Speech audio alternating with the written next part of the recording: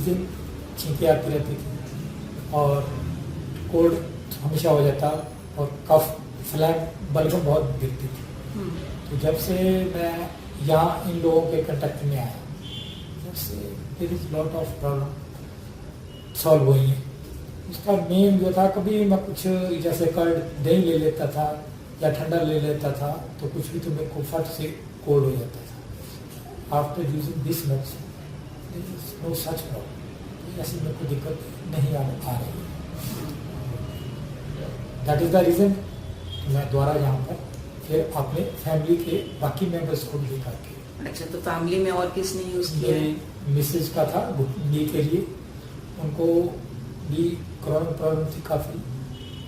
इस तेल को यूज़ करने से पेन कम हुआ है, तो पूरा रिलीफ तो नहीं मिला है लेकिन प्रोग्रेस इज इन प्रोग्रेस, उससे थोड़ा फर्क पड़ रहा है। सबसे मेन प्रॉब्लम जो मेरी फैमिली मेंबर मेरा ग्रैंडसन था उसके साथ, उसको अक्सर खांसी और जुकाम रहती थी, खांसी आती थी जब भी होती तो उसको हम इनहेलर देते थे।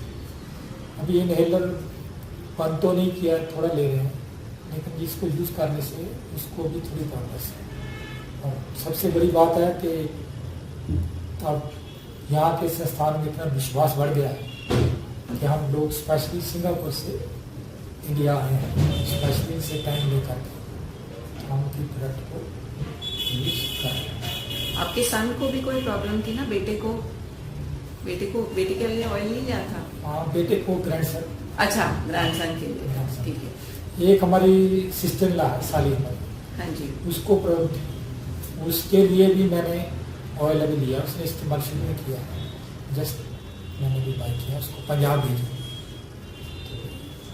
If there is some progress, you must appreciate this company or friends, and God will